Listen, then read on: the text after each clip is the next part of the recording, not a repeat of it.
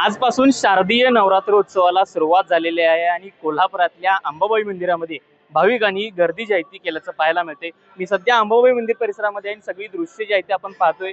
भाविकांना जी दर्शनाची सुविधा जी आहे ती आपण केलेली पाहायला मिळते। रांगेनं हे भाविक जे आहेत ते दर्शन घेताना पाहायला मिळतात। राज्यभरातून भाविक जे आहेत ते अंबाबाई मंदिर परिसरामध्ये येत असतात आणि यामुळे प्रशासनाकडून चोख बंदोबस्त जो आहे तो करण्यात येत असतो। यंदाच्या या नवरात्र उत्सवामध्ये विविध तंत्रज्ञानाचा वापर देखील या सगळ्या बंदोबस्तामध्ये करण्यात आलेल्याचं पाहायला मिळते।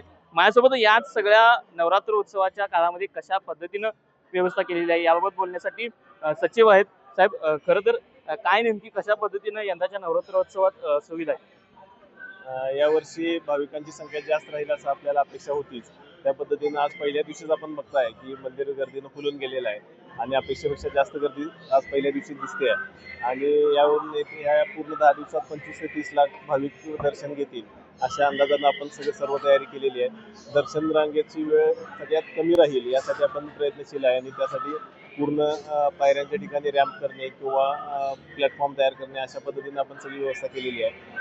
दर्शन रांगेत पाण्याची असेल की आरोग्याची असेल या सर्व सुविधा आपण पूर्ण क्षमतेने ठेवलेल्या आहेत। त्याचबरोबर सुरक्षेसाठी आपले 120 कॅमेरे कार्यरत आहेत। त्याच्यातनं आपण AIचा वापर करून IIT मंडी आणि आपत्ती व्यवस्थापन कक्षाच्या सहाय्यानं आपण AIचा वापर करतोय। त्यामध्ये फेस रिडिंग कॅमेऱ्याच्या माध्यमातून भाविक दर्शन रांगेतून किती वेळात दर्शन घेऊन गेले किंवा हेड काउंटच्या माध्यमातून गर्दीची ठिकाणं कुठली आहेत आणि किती गर्दी आपल्याला कमी करायची आहे। त्याचबरोबर गुन्हेगार स्वरूपाचे पोलिसांकडचे जे रेकॉर्डवरचे गुन्हेगार आहेत त्यांचे फोटो अपलोड करून त्या पद्धतीनं आपल्या गर्दीत ते समावेश होणार नाहीत यासाठी आपण प्रयत्नशील आहे आणि चांगल्या पद्धतीनं आपण भाविकांना सुविधा देत आहोत। आणि येत्या 10 दिवसात चांगल्या पद्धतीनं भाविकांना कमीत कमी वेळात सुविधा देता दर्शन देता येईल अशा पद्धतीने आपण प्रयत्न करतोय।